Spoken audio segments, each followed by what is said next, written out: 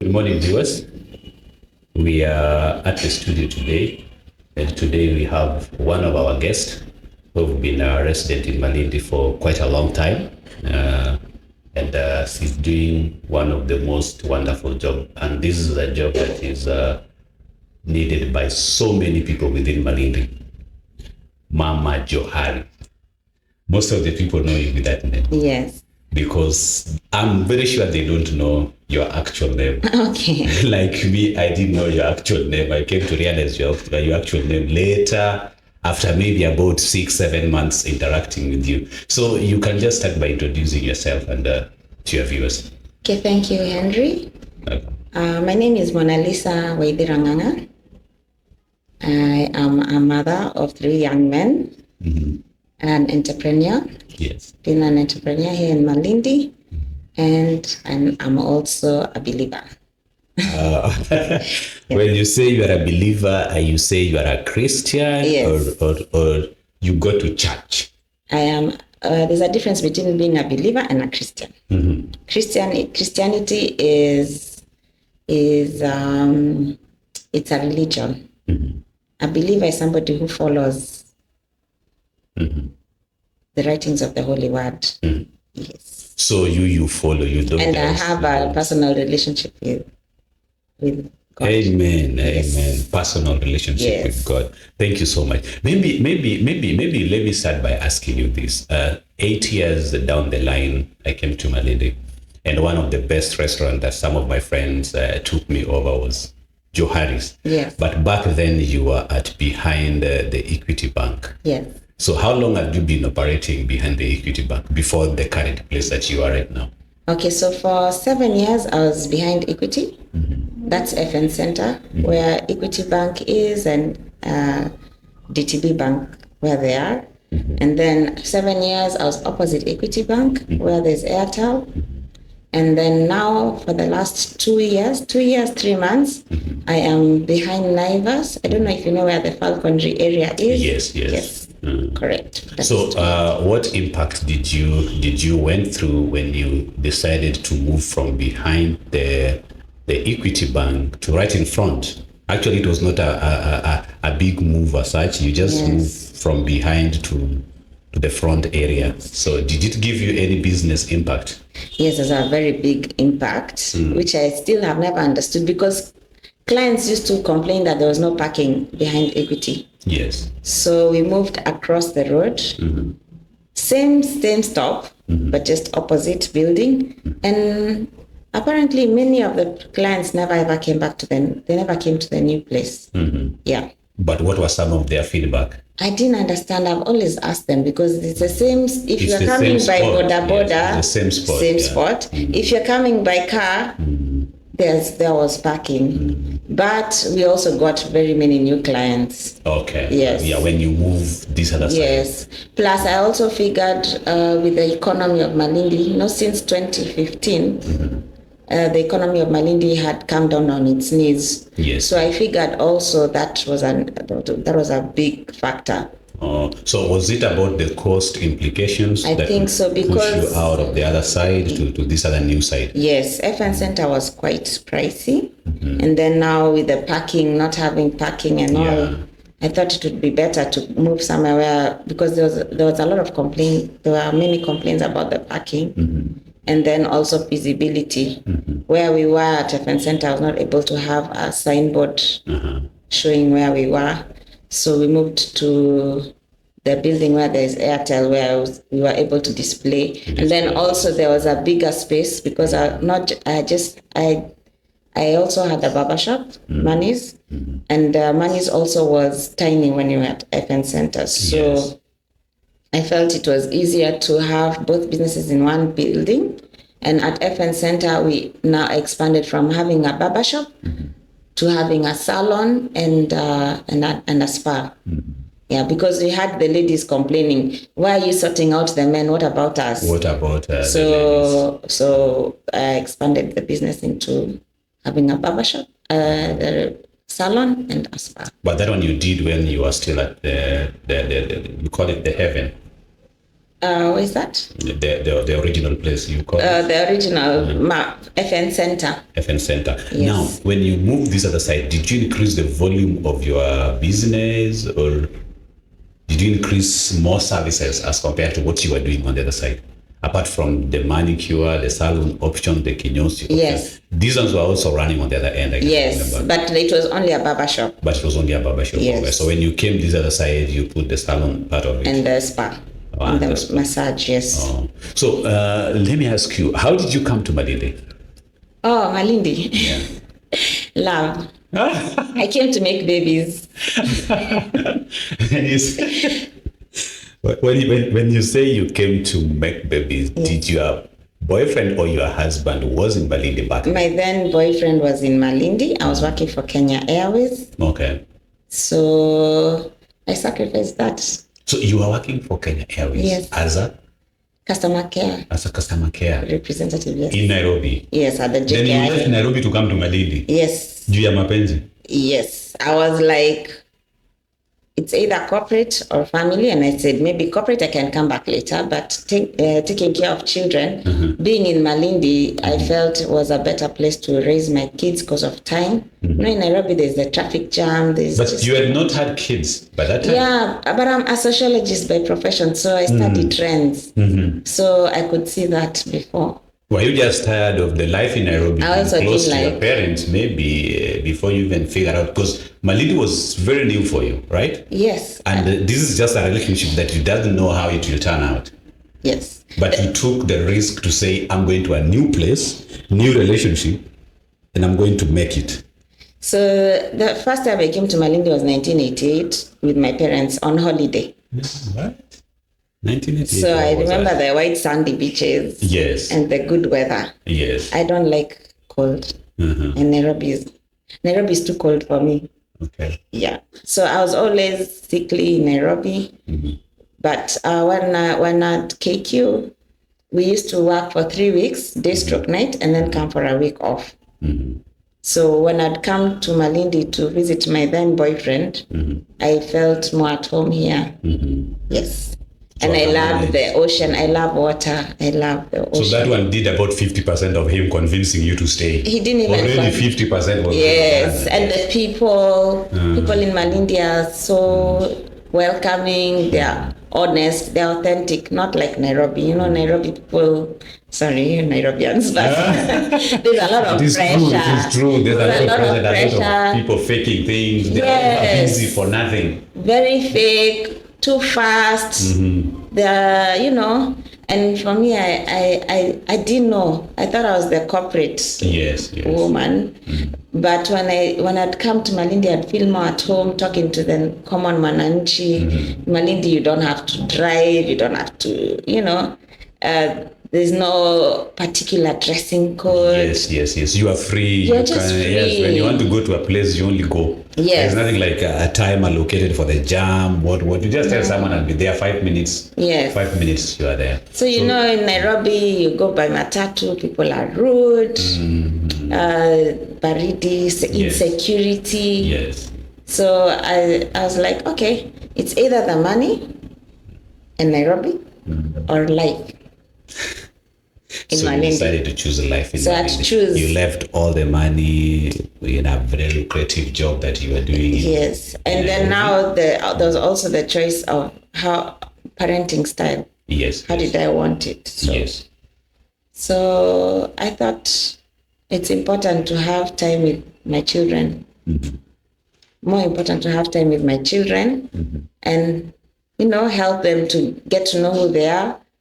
Well, and I found it easier when you're in Malindi than in Nairobi because of, you know, in Malindi, everywhere is, the school is close by. Yeah, everything is close. Everything, the supermarket, everything is close. Yes. the hospital. Actually, Malindi, I want issue. I want stress na time and in the I walk to everywhere. Yes, you I can don't walk have those to. places, Yes, I walk to. And even if you are paying, it's quite reasonable as compared to Nairobi. Yes, because I realized what I use in a month in Malindi is what I'll use in a week in Nairobi. So I said, okay, so you work so hard, you get so stressed, that cutthroat life. And I realized, I don't know if it's because I was raised by a Tanzanian. I prefer the calm. The calm environment. Yes. So how is your childhood life been? Because this is maybe something that shaped a bit of who you are when it comes to making those decisions that you made back then, and loving a family option and thinking of, it's okay, I want to go and start my family. Did you have a good family upbringing back then? I thank God. Yes.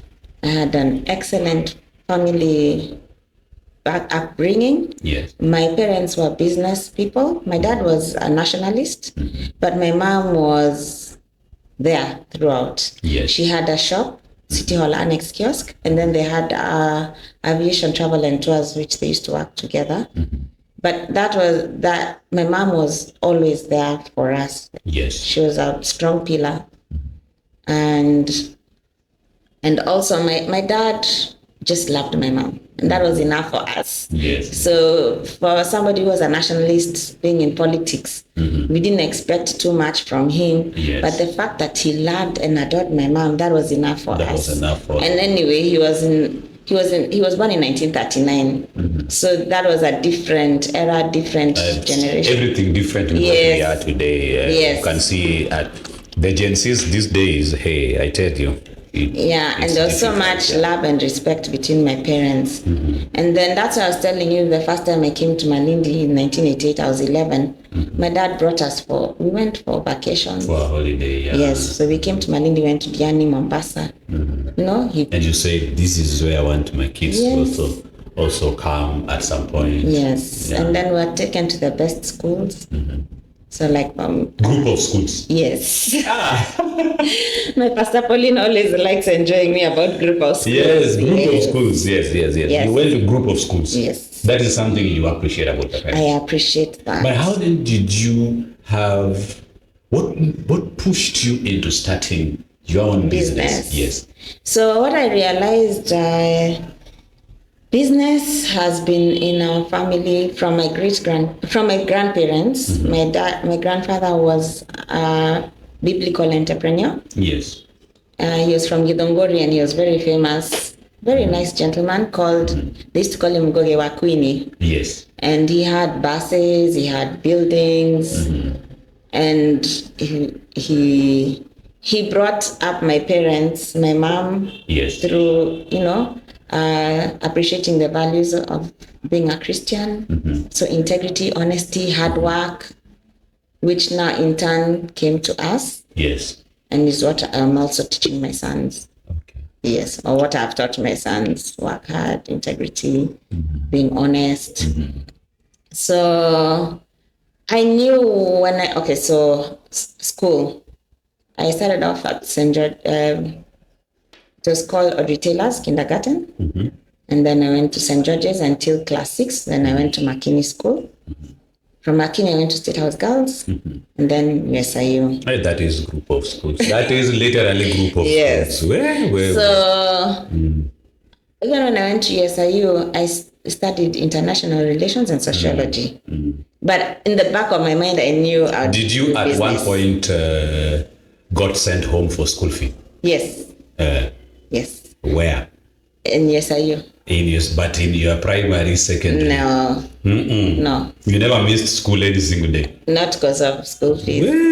Of course, there were struggles, but God came through. I think my siblings, the ones who are behind me, missed in the earlier years. Sometimes they could miss. Yes. But for you, didn't have that kind of an experience. No. Yes.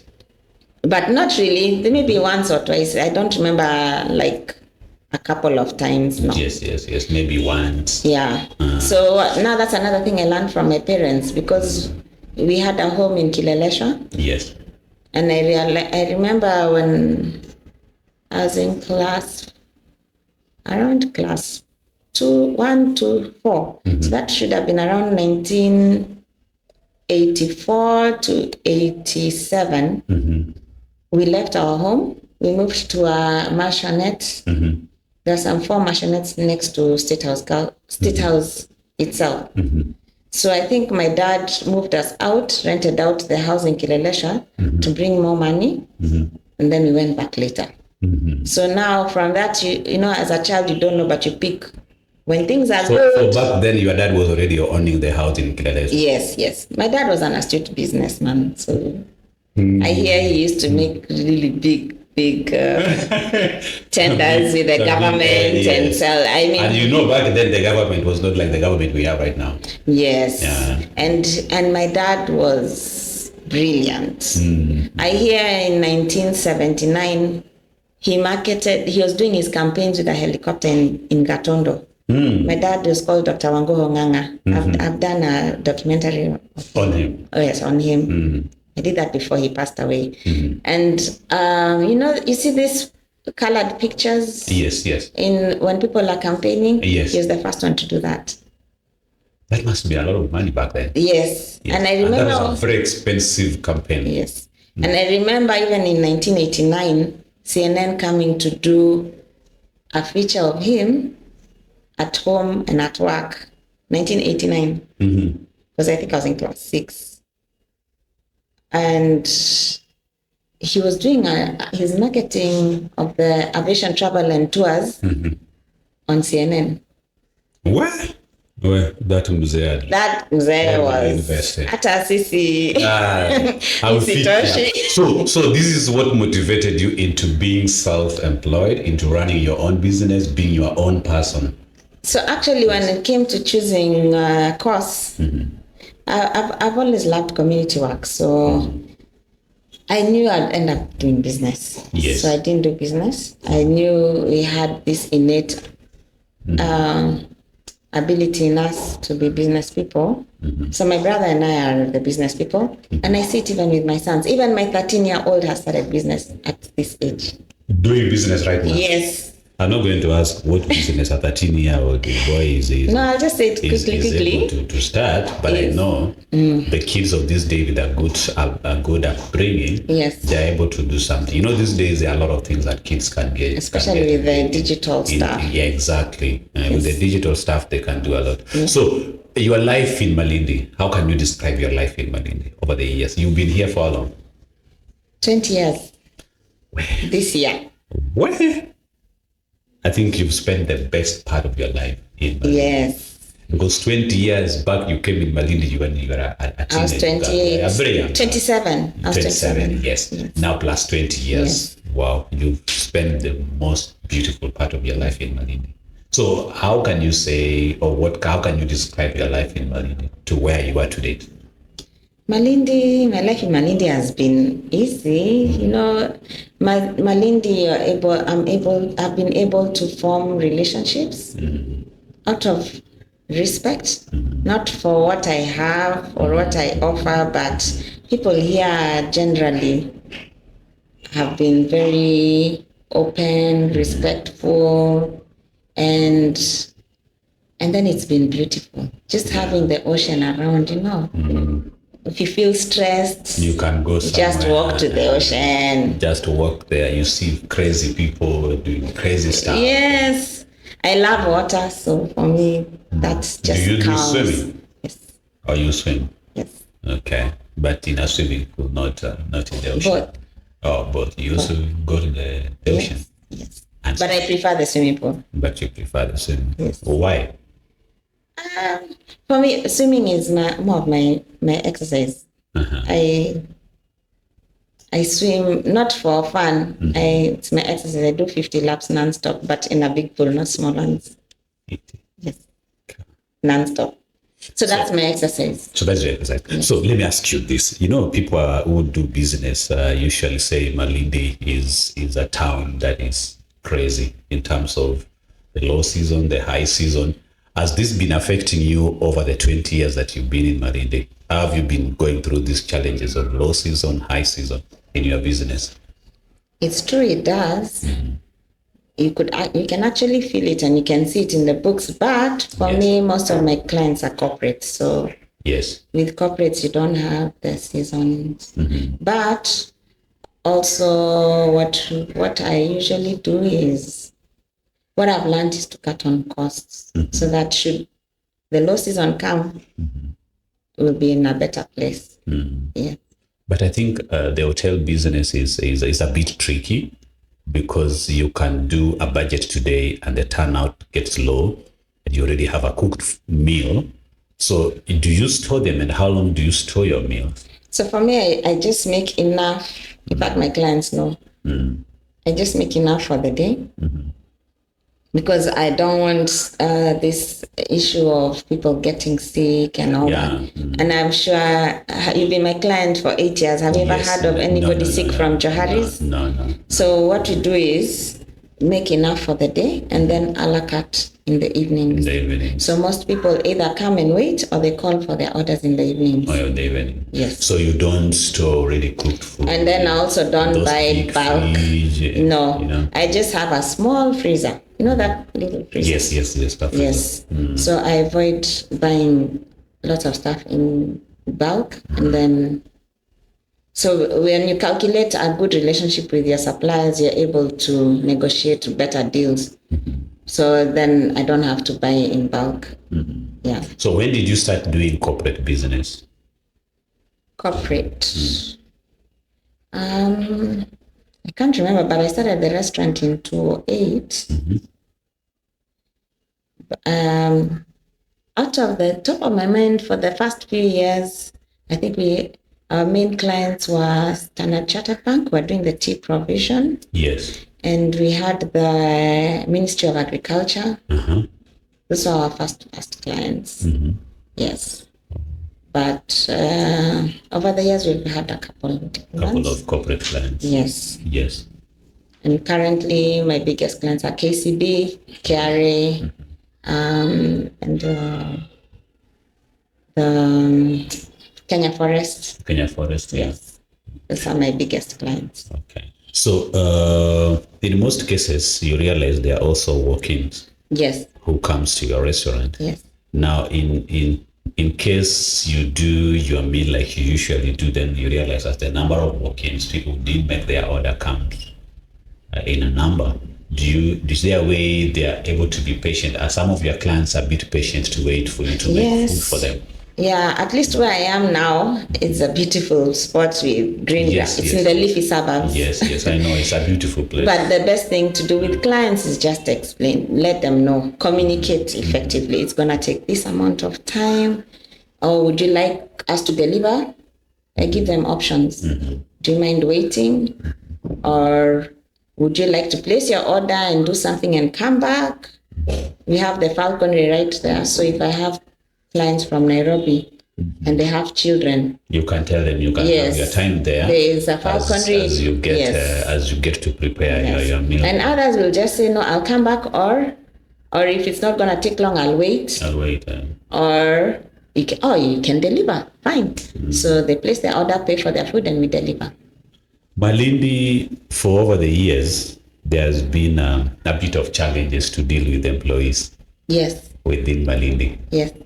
And I know, being in the food industry, there are a number of factors that you consider for someone to qualify to be either a waitress or a chef, whichever positions that you've always been offering within your institution. How have you been handling these challenges? Okay, for me, I thank God. I know there's a difference between professional and family, but our culture is more family oriented. And I have Sharon, I've been with Sharon, I'm sure if you saw her, you'll remember her. Sharon for maybe 10 to 12 years. Yes. And Eva for around 8 years. But what I do now, I employ people who've gone to school. I find it easier to work with people who have gone to school. And I've trained quite a number of people. And they're all over, even in other countries. But I've realized now with our culture as Mama Jo's, Johari's, we are more, we are professional, but we don't just, it's not a transactional business. Yes.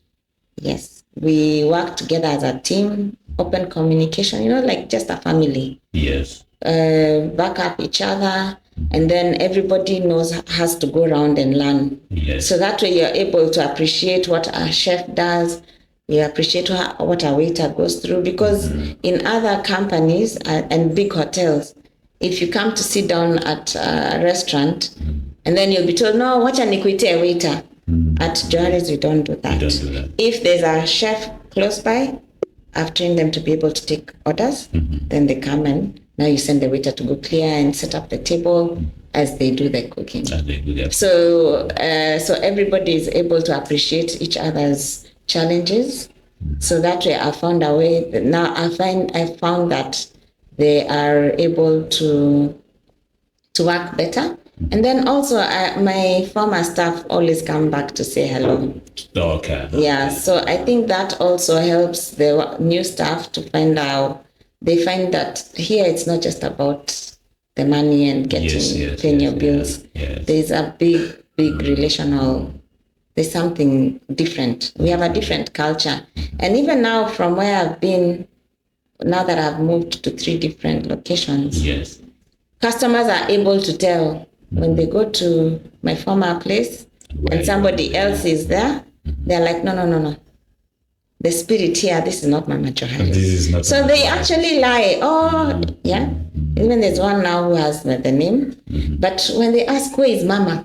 We want to see Mama. I was going to ask that question because I think last month I was doing something around the Equity area. Then that is your old area where you were before. It is still written Johari's restaurant. Yes. And when I went in there, the environment was not like what you used to offer before. Of course, it came to my mind that maybe you are having 2 different places and you are running them at a go, whereby you maybe focus on one area than this other side. So are you the one running the same restaurant, the second place that you left before, or is it now under a new management? No, I only have one restaurant, Mama Jo's Johari's, which is behind Naivas, past the Catholic Church. When you turn right, you'll just see the signboard. And there's a lot of green flowers and vegetables. Yes, and now this one is being run by? Somebody different. But somebody different using your own brand. Is this not affecting your business in any way? Because he or she is using your own brand. It has. Yes. I've had clients call me for orders, and then everybody assumes, just like you, that I reopened there. Yes. And I've talked to them severally because they try and pretend that they are me, and even to suppliers. Exactly. Even suppliers call Umetumana. I'm like, no, I haven't placed an order. Why are they using your name? Yes. So I've talked to the management about it. They promise that they will not do that, but I'm still getting complaints. But clients end up coming to look for me because they feel. So what you do? Can you look at the camera and tell your clients exactly where Mama Johari's is? Because we need to differentiate between these 2 places. Because I believe you probably losing some business on the other far end. Yes. Because someone is still using your brand, still using your name, and there's nothing changed. Actually, it is not even repainted. It is your paint, how you did your drawings and everything that are still there. So I'm trying to look at the bigger picture of how many clients you are losing at the end of the day to the same place. And now that you are placed that you are right now, unless someone get good direction of Malindi, is when someone is able to trace where you are right now. Yeah. So can you tell your client where you are, where you can be found as at now as Johari's restaurant? Okay, so for those who've never been to Mama Jo's Johari's restaurant, which is behind Naivas, you pass the Catholic Church and turn right as if you're going to Falconry. You'll just see the signboard where the second gate on the left. And if you're coming from the side of Maimun Hospital, so when you pass Maimun, take the next right as if you're going to Falconry, you'll find us there. It's a bungalow. It looks like a home. It's more of a home. It is a home. It is a home, yes. Yeah, and we're right, you'll just see the tents. Okay. The tents, and then it's very, very welcoming. So that's how customers would know when they go to the other old place and they're like, Apana, this is not Mama Johari's. There's that spirit it's missing, because we have warm people, customer care, we listen to the customer. So we have the same service, same great food, but just a different location, but a better one. So for those clients who've never been, Karibu, we are not so far away from Naivas, and I'm sure you'll appreciate. And then now we have a wider audience because there they used to complain about the heat. Yes. There was too much stone, and we used to call ourselves a garden restaurant then. Yes. But now we have the real garden restaurant. No. Right now, maybe if to add something, this restaurant right now is situated in the best place for a restaurant setup. Yes. And it's a quiet place. There is humble parking. Just like she has told you, just after the My Moon, you take the first right turn. Then Johari's is definitely right there. And you have a parking area. Let me ask you this. For over the years, you've been providing what people believe to be very nice foods. Yes. And I've also been there. I can confirm that your foods are actually the best foods. So do you actually train your chef on this, or do you actually do the cooking yourself at some point? Okay, I train them.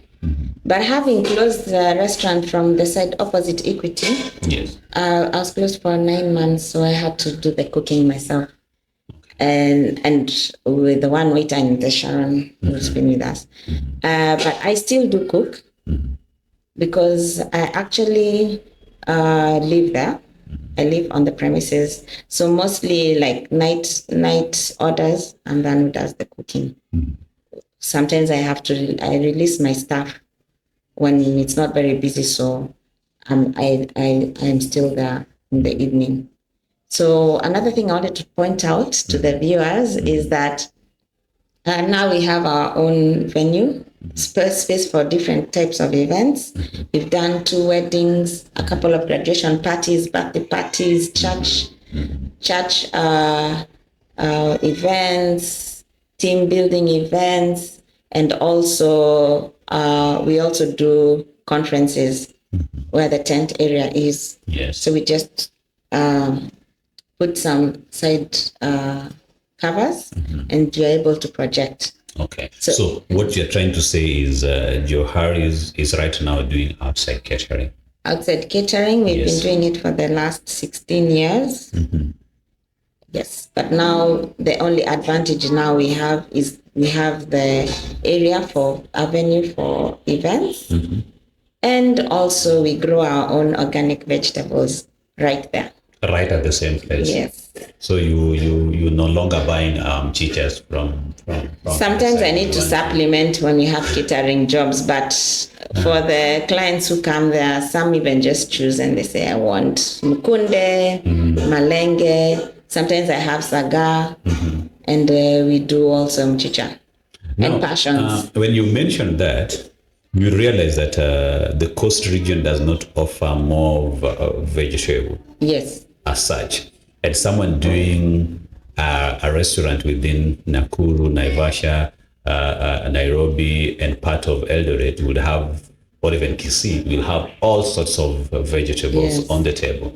But within the coast region, is only dominated by the mchicha and a bit of cabbage that comes from, they have to travel a whole day, and even the skuma wiki.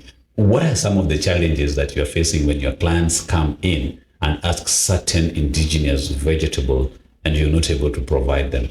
That's a good question. Yeah. And actually, that is the reason why I started Johari's in 2008. Yes. Yes. But at that time, I was working for DTB Bank, and there was a restaurant in the same quad behind the bank, Equity and DTB, that just had fast food. So, and then by then, the only restaurants that were there were, I think there was only Shukrani and Jabrini. Yes. And you'd go and you wouldn't get veggies, would only get green peas. So that is actually the vegetables is what made me start running the restaurant. Okay. So the challenges are seasonal. To get vegetables is seasonal. But right now, and that's why I had bought some land in Ganda just to be able to farm for my restaurant. Actually, and I had made it in a way that I would be able to get everything from my farm. The milk and everything. Yes, and meat and chicken. So then that was a challenge. But right now, Naivas has vegetables. So in case you need if I don't have enough, I get some. But I guess that comes at an extra cost. So how is your farm doing, the one in Uganda that now you are able to? It's did not. it grow well? Did it materialize to your plan? Unfortunately, we had a partnership with somebody, and Yes. he took that. So I've started afresh now. Oh, the partnership ended. So Yes. right now you're working on a new Yes. idea on how you And can we are 2 grow- years old. on how you can grow your own food. Yes, everything. There's a place called Green. Green is far on your way to the river. It is called where is this place? Past Kakuyuni. Yes. I've seen most of the people from Malindi are doing. It's called Madunguni. Yes. People from Malindi, Yes, Malindi are doing a bit of farming around the river. You can get land. You can hire it out. You can lease it out at around 5,000 per year. Then you can do a bit of irrigation and make all the food you want, like Yes. the vegetables you want. Maybe it is an idea that you can figure out and see Yes. if it's a viable one. Because I remember, when was that? I also did some farming. I also wanted to do some farming back then, and I went to Madunguni, and I can tell you, it was well. Yes. I did so I've well been with there maize. before, I've Yes. seen. I harvested about 48 bags of maize. Wow. So I believe for someone who have the time, you can do a lot of vegetable production that Yes. you need in your restaurant. Yes. That will also cut on the cost Yes. for you. But for now that we're just 2 years old, the volumes are not like the way we used to have before. So what I do, I support also my clients. Yes. My clients who are farmers, I buy from them and they You come buy and from eat at them. my restaurant. Exactly. Yes. So and then now starting afresh, I've realized I have to concentrate more. It's like a new baby. So I didn't want to overstretch Yes. and go into farming and then I leave the restaurant, and right now it's so delicate, with such challenges like the other Joharis Yes. and all. So for now, I'm taking a step at a time. Okay. Thank you so much, viewers. We're having a short break, then we'll come back. When we are back, we are going to talk about how she has been able to handle the family life and the business, and also some of the challenges that comes with moving the location from one to another place, and so far, the future plan. So stay tuned. We'll be right back. Thank you. Thank you.